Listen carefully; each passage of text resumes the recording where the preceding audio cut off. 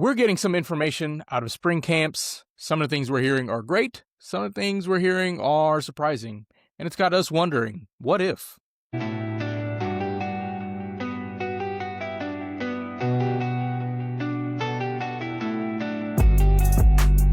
All right, welcome back to First and Short, everyone. Your first place to get short bits of college football news and analysis. I'm Aaron, and I'm here with my co-host Mashfik, and we have a lot to talk about today on the show for you. But before we get started, please subscribe. We're going to plug every single time. We're on Apple Podcasts, Spotify, and of course YouTube. So press that button. We see you watching.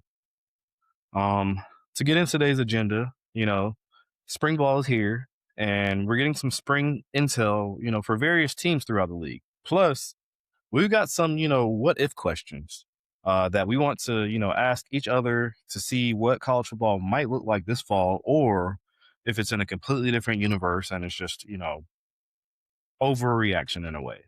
So with that being said, why don't you kind of explain to the listeners and viewers how we kind of, came up with this episode, Mash?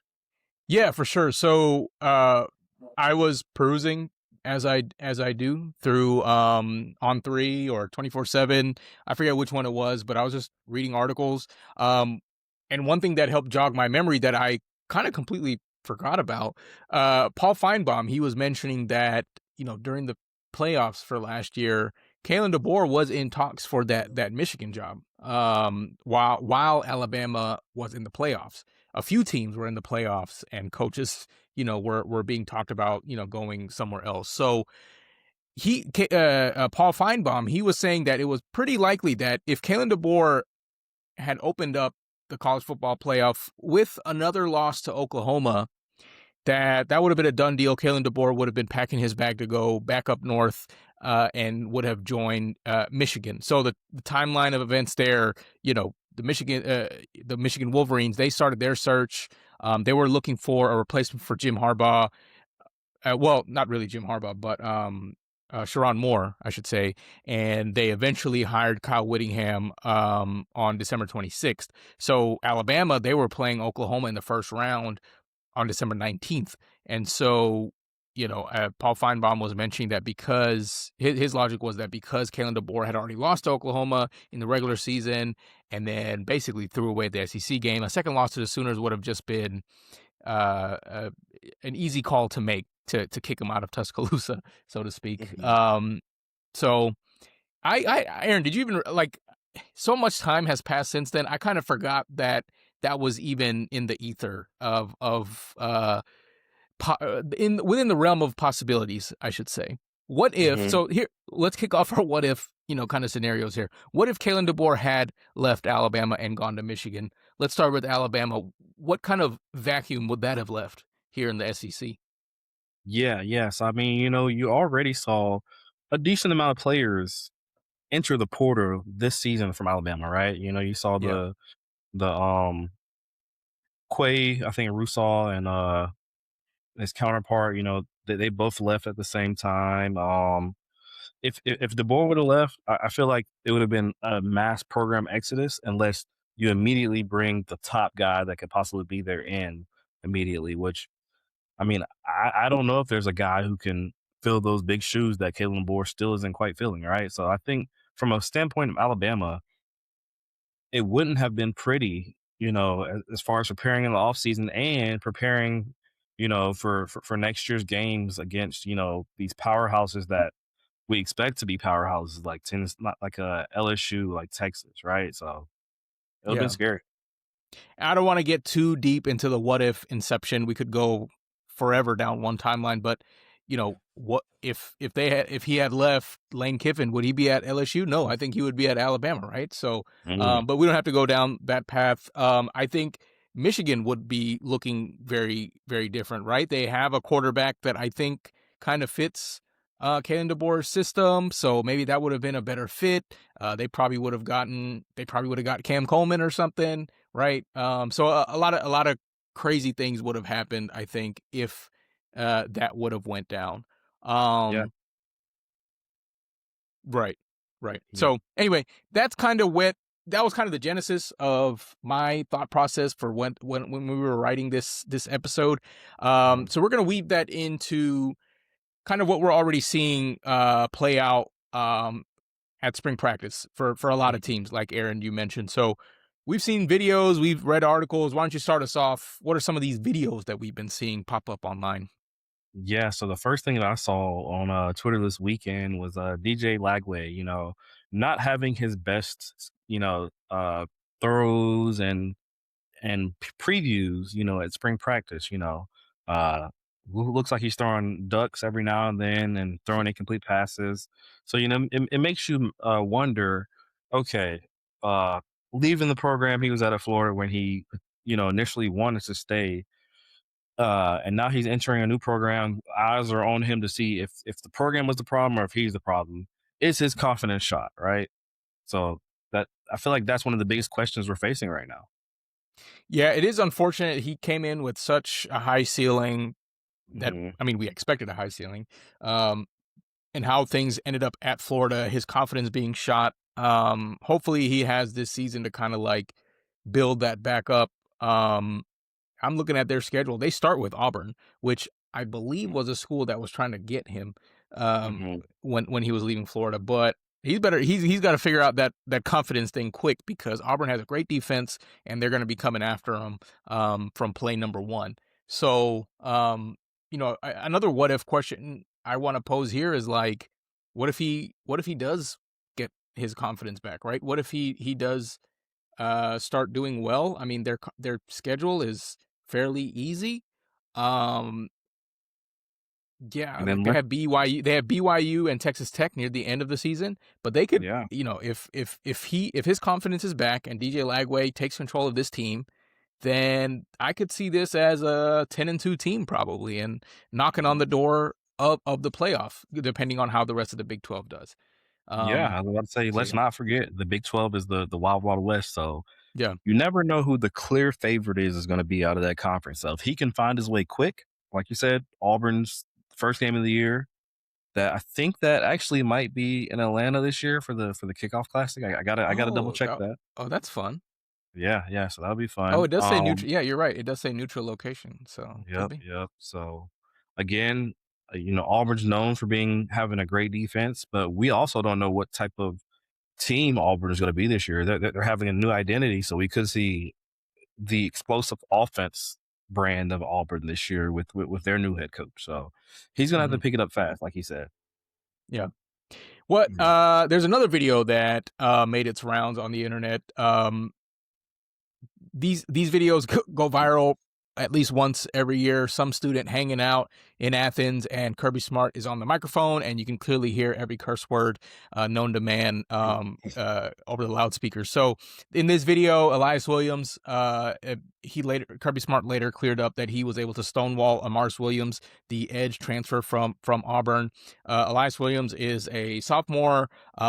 Started to catch his groove near the end of the year last year as a freshman. So just wanted to, throw this out there, Aaron. You've seen the video. Is this Kirby just being Kirby, or should we, expect big things out of Elias Williams this year? He has a pretty decent stat profile from last year.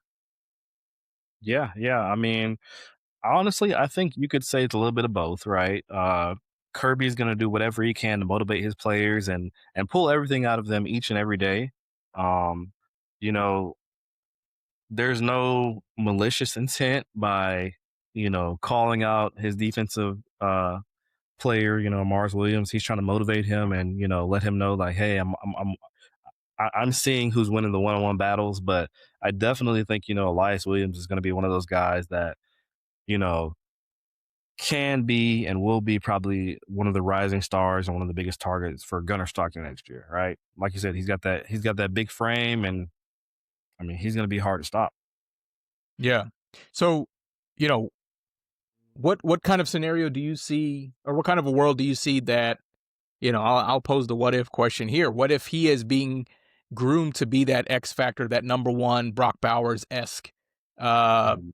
type of player? What kind of maybe stats do you see, or what kind of situations do you see him excel in I think a 6'7" tight end like himself? Yeah, so I'll pose this with a counter. I see him more so being a Darnell Washington mod type of tight end, right? He's already got that 6'7" tall basketball frame and he's not a small guy. He's going to be one of those guys that's going to be, again, winning the 50-50 balls and maybe, using his frame to box out anybody like a 5'10", 5'11" corner if he goes deep. Um, so I think, he's going to be a problem in the jump ball situation. With a high chance of completion, but he's also going to be a problem in the open field if you got him wide open and he only has a corner or a nickel to beat, right? Like you're talking about a Yeah, guy who's probably got 6 or 7, inches on the DB, and he's probably got him outweighed by 50 or 60 pounds, right? yeah. With Yes, that type of frame, I always like to say, and you also mentioned 50-50 ball. It kind of turns into like a 70-30 ball his way, right? that's right. So yeah. What other spring intel are we seeing around the league? Yeah, yeah. So I think one thing that we're all paying attention to is the Kiffin effect. We were around the NIL transfer portal hype. Now we're trying to lock in and see what he's got, right? But a big question that we're asking ourselves and we want to pose to our viewers and listeners: what if Lane Kiffin wasn't given an ultimatum by the Egg Bowl by the Ole Miss Rebels, right? I feel like for me that's one of the biggest what Yeah, ifs this of the season. yeah, Yeah. So right, yeah, because that was such a jarring kind of like timeline, and Mhm. it's easy to say like, okay, if they didn't give the ultimatum, Lane Kiffin would have played out the rest of the playoffs. I could see them as a top 4 team. I don't think anybody was beating Indiana, so maybe maybe they make it to the semifinals or finals or whatever. But what if LSU had retracted their offer because they're like, "Oh, you're doing too well. We can't wait around. We have to move forward with someone else." And they went with I don't even know who was second in line for that job. But what if they had Yeah. gone somewhere else? But yeah, I could see that scenario kind of playing out where LSU goes with someone else. Yeah. And so, looking into their spring intel and what's happening, right now, right? It seems like they're reportedly running, a no huddle, no mercy tempo that's, leaving even their own first team defense, gasping for air. I think that's pretty similar to what we were seeing at Ole Miss. They were snapping the ball very, very fast. Yeah. Um, I think last year at Ole Miss, Kiffin averaged a snap every 21 second. Um, rumor has it he's trying to get that down even faster to 18 seconds at LSU. And with Wow. all the talent he pulled into the portal, he's probably just bringing guys in and out every 4 plays. Just having them fresh and ready to go. So How they're do you looking how to do you move. yeah.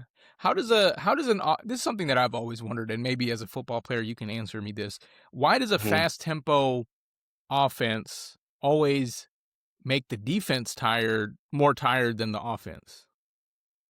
Um, you know, thinking about, I guess, my experience with football and then listening to coaches, I think the easiest answer right here would be the offense knows where they're going and the defense doesn't.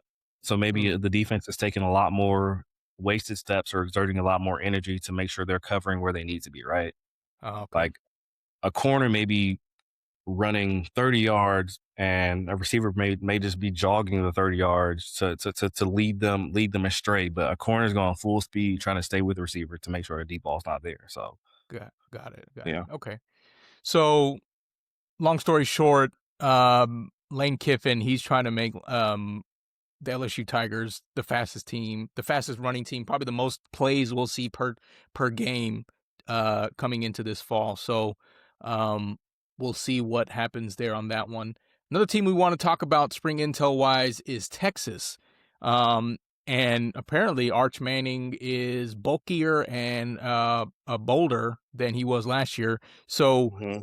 uh, not only is he getting more ingrained into the playbook, but he's been in the weight room. Obviously, we saw pictures of him last year where he was posing with the other quarterbacks. But now apparently he's up to 225 pounds. He's up from 212, and he's a lot more comfortable taking contact, which is Great for him because we know, he is a type of quarterback that likes to run either as a first option or when he doesn't see something, but he will take that contact.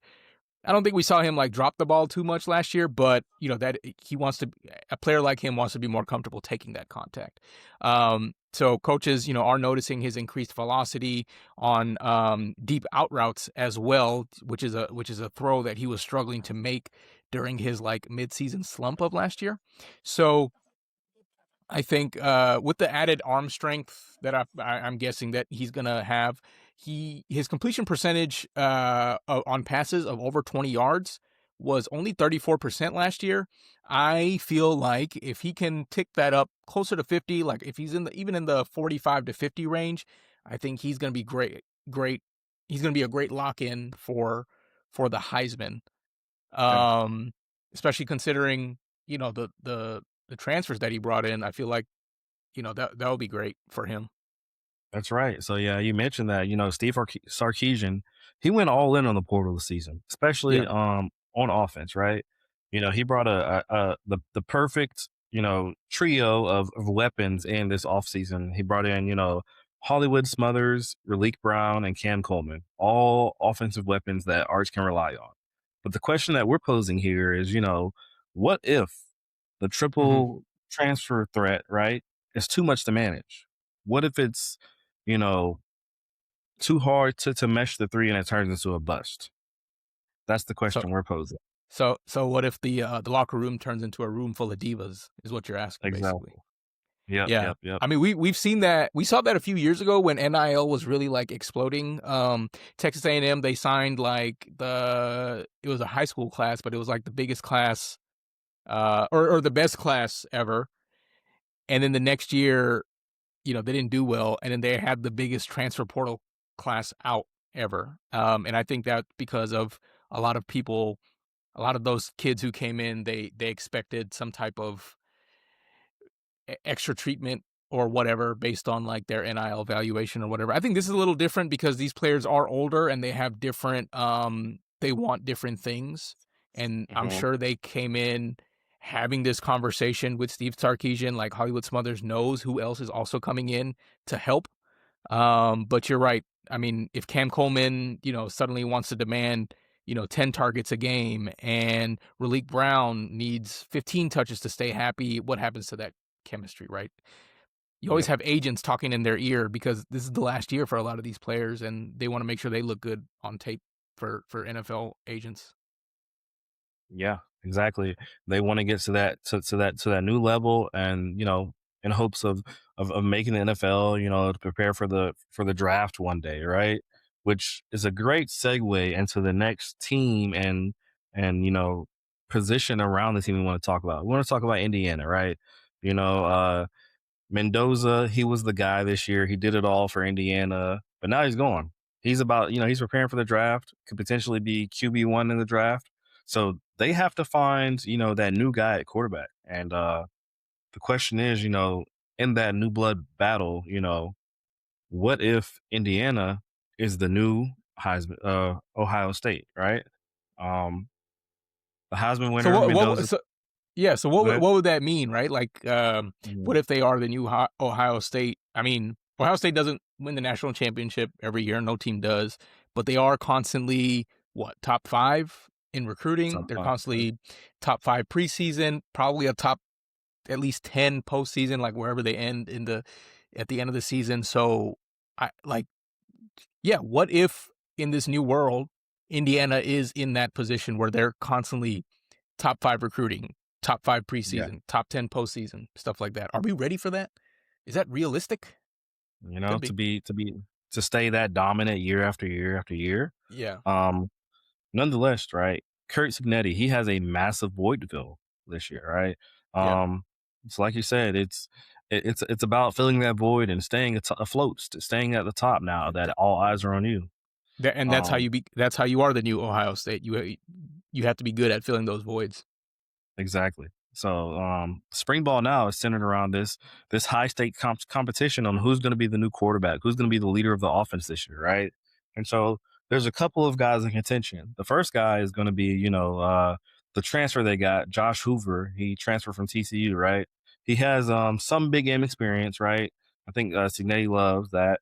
He loves him enough to, defend him from, the apparent criticism from the TCU head coach, Sonny Dykes. He mentioned that, the team turned over the ball 42 times last season, and Hoover's, 31 starts at TCU. So some criticism there. Maybe it's a little bit of saltiness, Yeah, but right. Yeah.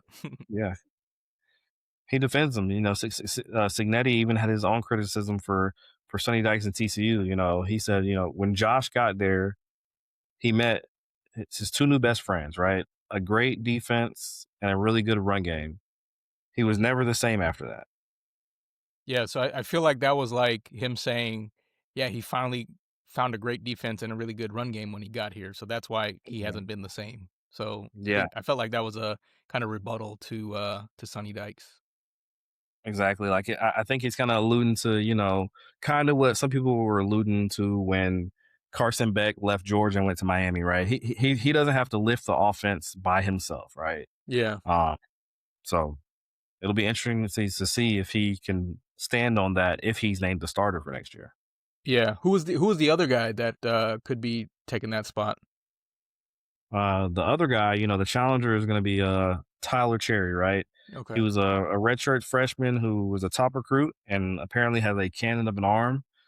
Scouts say they remind him of a young Mendoza, right? Um, Indiana, they averaged 41 points per game last year. So again, the what if is, can they, sustain this system and survive without a generational talent like Mendoza, but who's to say that these guys aren't generational talents with the system that Signetti's going to put them in? Yeah. Um, if Hoover or Cherry can even hit 80% of Mendoza's production, though, the Hoosiers will remain a top 12 team and will most likely see them in the playoffs again. Yep. Yep. And they'll have good enough opponents against on their schedule to play against. Well, they will have the opportunity to put that system to the test for Yep. sure. There's another team. I guess yeah, this is our last team that we wanted to cover for spring ball. And kind of a similar question as well to Indiana, but let's move down south a little bit to Nashville, and we're in Vanderbilt in the post Pavia era. And my question, my what if question is, what if Vanderbilt can be and actually is a top 10 mainstay, right? What if they stay in the top 10 for the foreseeable future? Pavia kind of unleashed what that potential kind of looks like. Nashville is a great city. A lot of people like going there. Tennessee has a lot of good the state of Tennessee, I mean, has a lot of good recruits that come out of there.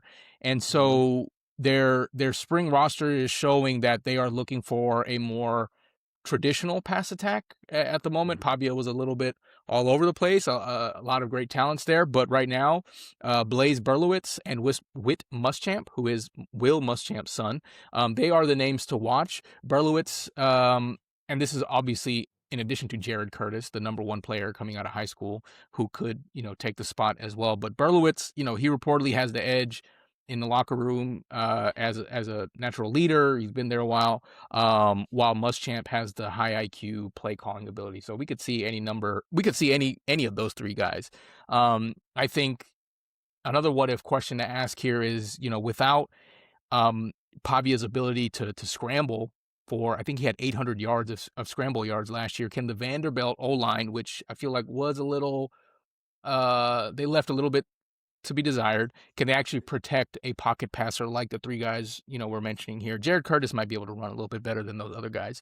But if they can't, then, then this what if question is kind of in the gutter. The top 10 dream might just be done in September. Um, yeah, I think, but two things are working for Vanderbilt here. One of them is that their defense has been much improved. Like their defense can keep them in games, at least keep them within striking distance. Mhm. That's something that we haven't seen over the last 5, 10 years, whatever. But in 2025, Vanderbilt's defense, it really went under a total transformation. The team actually led the SEC in time of possession because their defense forced more 3-and-outs than any other team in the conference except for Georgia. So that's great. The Clark Lee, the coach, he's built a great roster. It's a developmental roster, but unlike other SEC schools and really most other schools in the country that live and die by the transfer portal, Vandy's defense is too deep, composed of 80% returning players who's been in the system for 2-3 more years, 2-3 or more years. So that's a good sign. Love to see that in this era of college football. I think the second thing that's really helpful for them is Vanderbilt. We went to a Vanderbilt UGA game back in 22 or 3, I think it was, and it was hell trying to get into the stadium because so much stuff was under construction. But now, the stadium is done. It's beautiful. Recruits can come and really marvel at what this team has put together. Like I said, Nashville is a fun city. It's a place people actually want to go. So it's not like the middle of some random state in the middle of the U.S. where there's nothing to do there. Nashville actually has stuff to do there, and recruits want to go. And so that home field advantage is building, and that's going to start to become a factor even more so moving forward. So that's a couple of things that's working towards that what if question. Can Vanderbilt stay in the top 10, moving forward? Absolutely. And so, you mentioned they're trying to stay atop and afloat of this historic season they've had in the past 2 years. My question, we didn't look at Vanderbilt yet in terms of like how many wins they could possibly have this year, or where we think they would finish in the SEC. One of the things that we're seeing is like, could they potentially have a 10-win season this year like they did last year? Where do you think their ceiling is? I know we don't have a lot of intel on who the quarterback's going to be, but do you think they could maintain this historic run in 2026? I mean, I'm looking at their schedule here. I see. So they play at Georgia. Mm-hmm. They play Ole Miss at home, Alabama at home, Tennessee at home. Yep. Like, those are their 4, I would say, hardest folks on their schedule. I could see them going 10-2.